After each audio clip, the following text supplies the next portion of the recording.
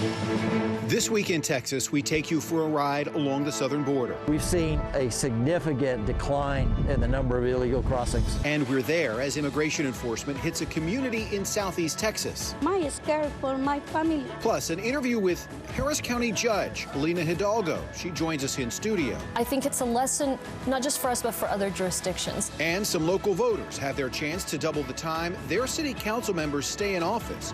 We have a report, and our political insiders offer their perspective this week in Texas.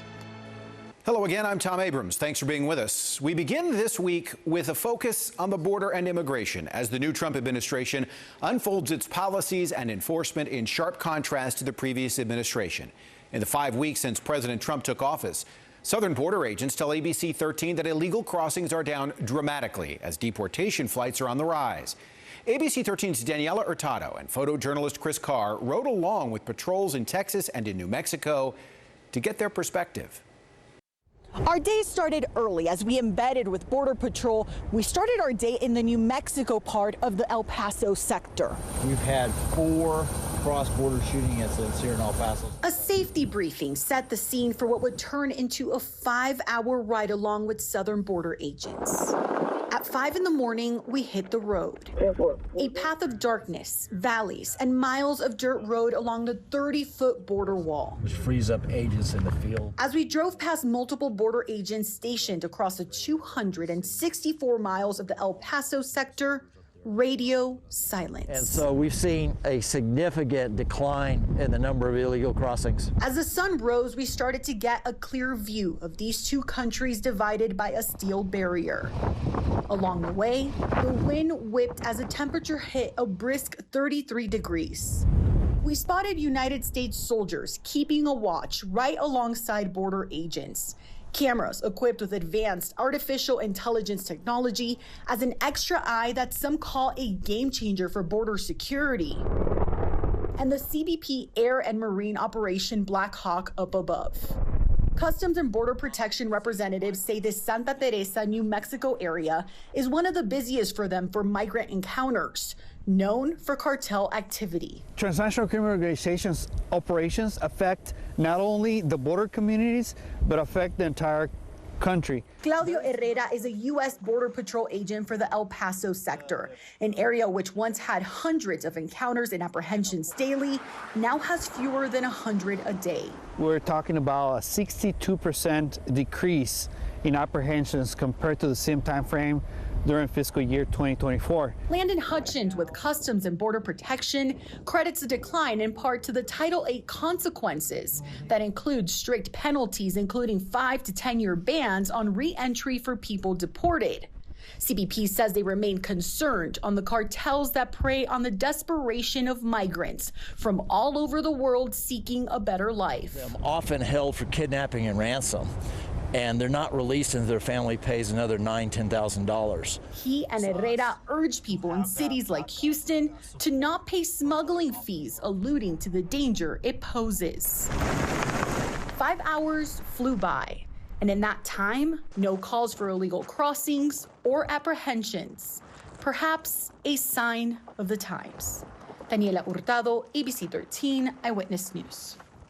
From enforcement along the border to efforts here in southeast Texas now. This week, under the direction of Governor Greg Abbott and border czar Tom Homan, federal and state law enforcement descended on a controversial development in Liberty County, targeting criminals and illegal immigrants. ABC 13's Pooja Lodia has more. We have been to multiple businesses today. A beauty shop, a supermarket, a cell phone store. All of them were empty, with no customers at all. We also haven't seen any law enforcement out here today. Empty. Not used to seeing it this empty. The streets are silent, businesses deserted, tables and chairs vacant. Socorro Cuevas hasn't had a customer all morning. Her employees didn't show up either. They don't come, I don't sell anything. No money, no business. This is my livelihood. If this continues, You got Mexican Coke? I will have to sell it because I am scared. Cuevas Taqueria has been here in Colony Ridge for 2 years. Yesterday was Socorro's day off. Ordinary until she got a call from her husband. Federal and state agents were everywhere. She said at the time, Y le dije yo, pues cierra el camión. I told him to shut down the truck and lock himself in. ICE reports the arrest of a man they call an MS-13 gang member who had been previously deported. According to ICE, 118 people have been arrested, but the agency hasn't answered our questions about whether those arrested were in the country illegally or how they were targeted. Without providing evidence, the agency posted on social media that the area is known for cartel activity and a population that is here illegally. Porque me da miedo que... I'm scared and afraid. People across the country have criticized what they call a poor response to illegal immigration here in Colony Ridge for years. But without more information, it's hard to tell what this operation has accomplished. But today, one impact is clear: fear in these quiet streets and businesses. Si yo vivo de esto y no hay nada, no puedo estar aquí nada más.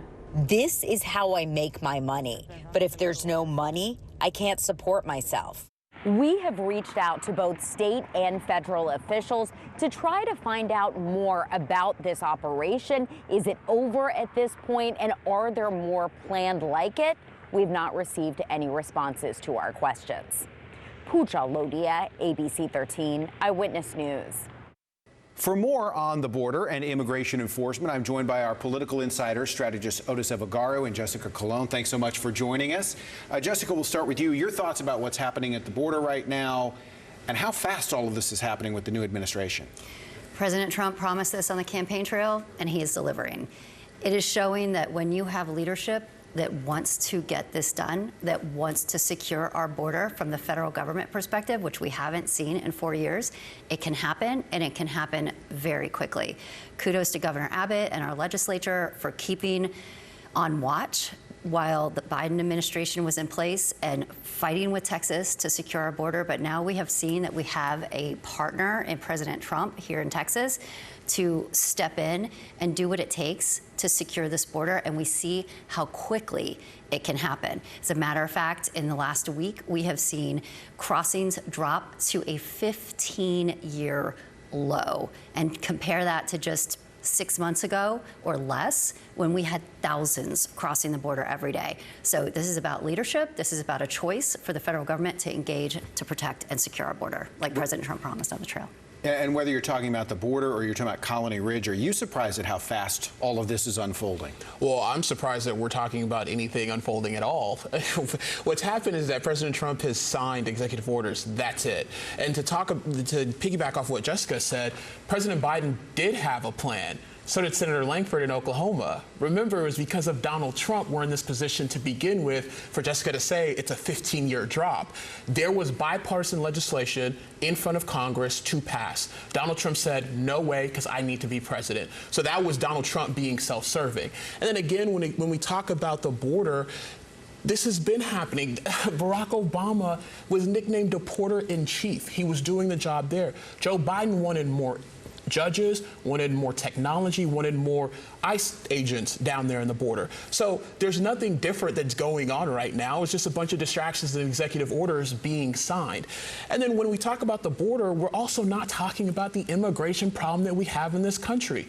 Undocumented immigrants bring in $75 billion in taxes. No one has explained, if you get rid of all of them, where is that revenue coming from? Another $5 billion brought to Texas revenue. No one's talked about what we're going to do in order to figure that out as well, too. So we talk about border security, but we still are not talking about solutions for immigration, which, again, Joe Biden had, Senator Langford from Oklahoma had, but Donald Trump, again, killed that because he wanted to be president of the United States. Otis is unfortunately using old talking points about a bill that was fraught with problems, had Christmas tree legislation in there that everybody was trying to pork barrel all kinds of things. So it wasn't a fair bill to begin with. It was not a clean bill on border security alone. Those had been presented and knocked down by the Democrats in Congress. The bottom line here is that President Trump is getting to finish what he started when he started building this wall. We have saw an 87% drop in crossings when the wall started to go up in his first term all the way through now into his second second term, and in the interim here, as Texas has taken on the responsibility through Governor Abbott and his administration and legislature to continue building that border wall and finding the ground to do it.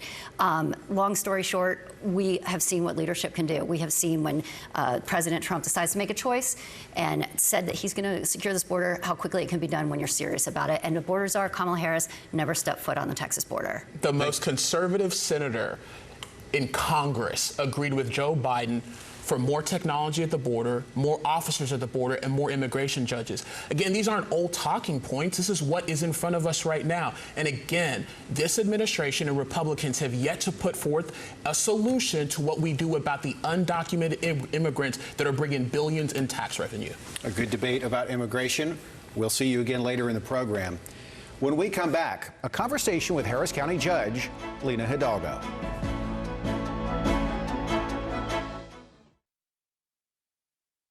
The Harris County Sheriff's Office says it will launch an investigation into how the wrong inmate was released from custody last week. The mix-up let a capital murder suspect walk free for 24 hours, and it's just the latest misstep at the county jail. ABC 13's Micah Hatfield has more on the rash of recent issues keeping tabs on inmates. At this point, with the number of errors that have led to inmates escaping, being unaccounted for, or like in this case, being mistakenly released, we are pushing to hear from jail leadership about what is going on inside of these walls. We did ask for an interview today, and the only response we got through email was asking what our deadline was. Justin Tompkins. Apparently there were two people by that name in the Harris County Jail last week. That became apparent to the sheriff's office last Thursday when they let the wrong Justin Tompkins, the one charged with capital murder, go free. The sheriff's office calls it a mistake, one that fortunately did not turn into a manhunt for Tompkins because he turned himself back in when they reached out to him. He had been in custody for more than 2 years awaiting trial and was free right at 24 hours last week. While this is the first time in the recent past that we've heard about the sheriff's office mistakenly releasing the wrong person, there have been at least 5 times in the past year where inmates have gotten away. How about this time last June when an inmate charged with burglary broke free at the courthouse and tried to carjack a district attorney's office employee at knife point? There was a massive search in the city, and he was found about 12 hours later. How about this one? 3 hours after slipping out of a sally port at the jail in December, this man, charged with aggravated assault of a family member, leaped out of a dumpster and led deputies on a foot chase. It was Baytown PD who lost track of him. Law enforcement was able to get him back into custody. Just last month, the sheriff's office says a man blended in and walked out of the Joint Processing Center. They tell us they didn't realize he was gone for 4 hours and he wasn't located for a week. In October, 2 men got into areas inside the jail that they weren't supposed to be in. One climbed in the ceiling and SWAT had to get him out. We've asked the sheriff's office to speak with us about the ongoing issues, but they have not agreed. We also have not heard the results of any of the investigations into these past incidents. Micah Hatfield, ABC 13 Eyewitness News. After more than 2 years of a criminal investigation into alleged bid rigging, Attorney General Ken Paxton's office dropped the charges against 2 former staffers for Harris County Judge Lina Hidalgo. The investigation was initiated by former Harris County District Attorney Kim Ogg's office. Judge Hidalgo called it politically motivated and meritless. Joining me now to talk about the end of that case is Harris County Judge Lina Hidalgo. Judge, thanks for being with us. Tell us your thoughts about this. You know, for the better part of, almost 3 years, I guess, certainly over 2 years, there have been continuous leaks from the part of the DA's office as to these fraudulent prosecutions. And the question has been, what's the latest, right? What's the latest? What's the latest? And finally, I can say the latest is there was nothing there. And I've been saying that all along, but now it's, you know, it can't get any clearer than the fact that the Republican Attorney General Paxton, who's certainly not a friend of mine or Democrats, was the one to dismiss this. And so, you know, that was really the news a couple weeks ago. But I think it's really important to talk about what actually happened and why that was allowed to happen and what that means for taxpayers. So tell me what you've learned through this process? One of the things I learned is just how much power prosecutors have. I think a lot of folks don't know that. Basically, in Texas, they decide what gets presented to the grand jury. And so when they ask the Attorney General's office, you know, why did you dismiss this so quickly? Their statement was something to the effect of there was information that was not shared. And so when these warrants were leaked, when stories were told that were false, you know, that's not right, maybe illegal, but it's something that a prosecutor can do. And so that's why it's important for us to really watch and not get so caught up on, you know, the charges and what's being alleged, but really internalize the fact of innocent until proven guilty. And then the final point is the expense to taxpayers. So you think about all the attorneys that worked on this, the Texas Rangers who had to execute warrants, the judges, the communications staff, millions and millions of dollars, plus the legal fees that not just my staff members, but those who had to produce documents, others in the county who were harassed, as well as myself, had to pay, and now are going to become a cost to taxpayers. So I think it's a lesson, not just for us, but for other jurisdictions. So will you go to Austin to advocate for changes to the grand jury system? Well, I'm not a person of influence under a Republican state, but here's why I think it's important. For the sake of taxpayers and for the sake of people in our community, there's our jail right now is overcrowded. It's a big problem. We're working to figure out, you know, make sure that the people that are there, really people need to be there. And one of the things we learned is there were many people that Kim Mogg brought charges against who ultimately were found not guilty. And so, you know, it was not a big political show like this, but it is something that has an impact on just the general financial and general well-being of a community. And so that's why I want to call attention to this. So real quickly, we have about a minute. I do want to ask you about the jail. You mentioned it. We've cataloged a lot of issues there recently. What kind of conversations are you having with other county leaders to improve conditions at the jail and the oversight there? You know, it's awful. It's unacceptable. We've recently had not just additional deaths in the jail, but evidence of harassment. It's a really bad situation, not just for the inmates, but also for the people that work there, and that's not new. And it's a huge cost to taxpayers because it's so overcrowded that we have to send people out of state, enormous cost to taxpayers. So what's the answer? Is to reduce the jail population and not have people who are ultimately going to be innocent. So I think part of what's going to help with that is the discretion that this new DA will use as opposed to just trying to indict everybody so that they can say, you know, we indict all these people. Indict the people that you actually believe are guilty. Another point, you know, it's going to take more funding, and we're discussing that at this commissioner's court, is we need additional staff in order to be able to support what's happening, in order for there to be advancement opportunities. Of course, the county is in a tough financial position, but you know, all of us, yes, the sheriff oversees the jail, but I think for me, certainly for myself, maybe I won't speak for my colleagues, you know, it's our jail too. We're responsible for that. We're going to do everything we can. And we've got some programs going to try to help with that as well. Judge Lina Hidalgo, thanks for joining us. And when we come back, we head to Katy and the possibility of a change in term limits on City Council.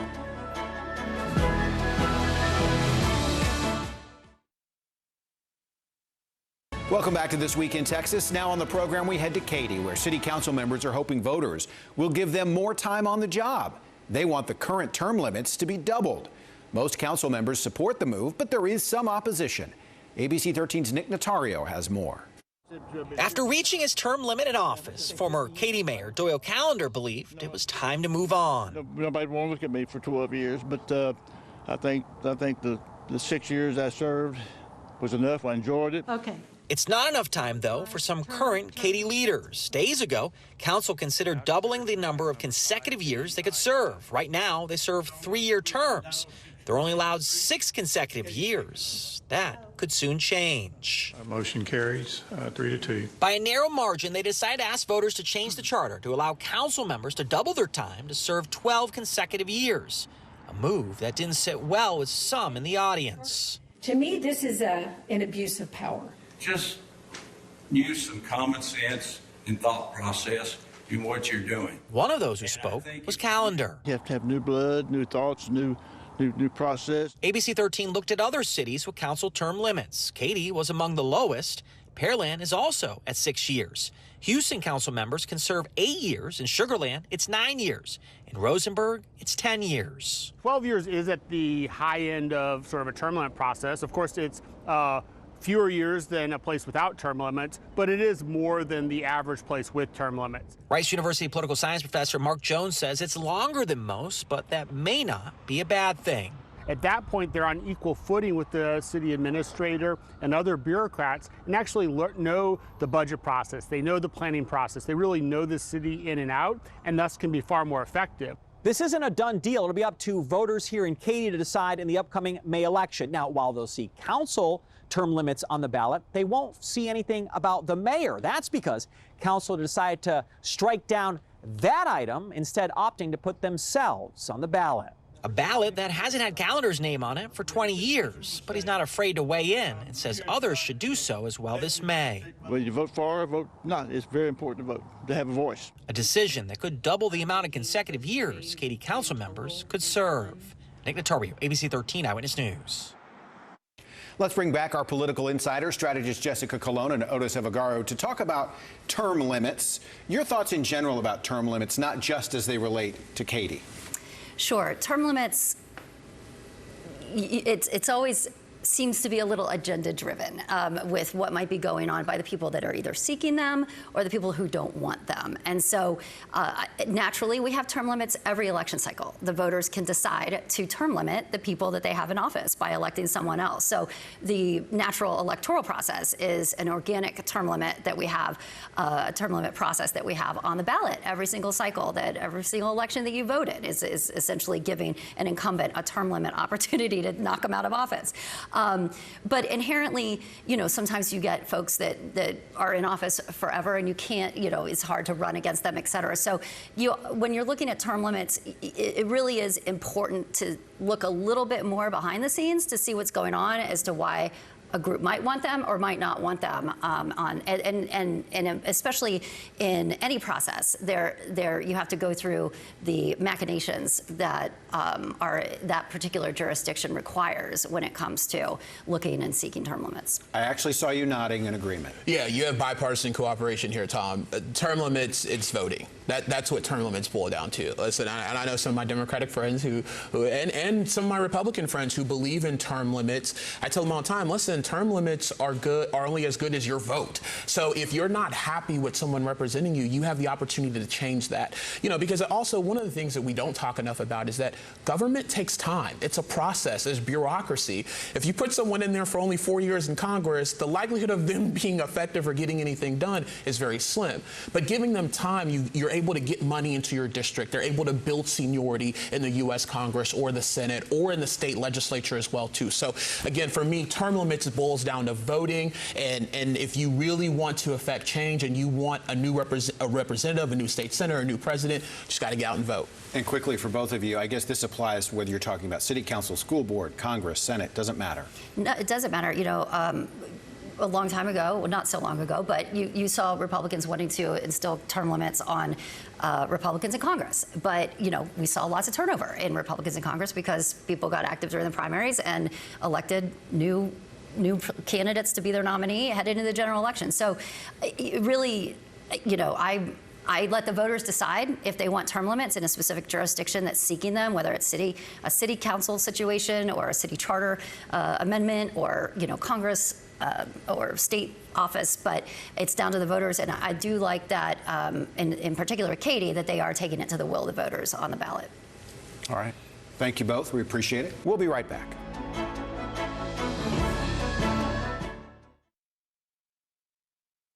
That does it for This Week in Texas. We appreciate you being with us. You can watch all of our previous episodes on demand wherever you stream ABC 13 or by going to our website at abc13.com. Just click the tab at the top of the screen where you'll find our program. For all of us here, I'm Tom Abrams.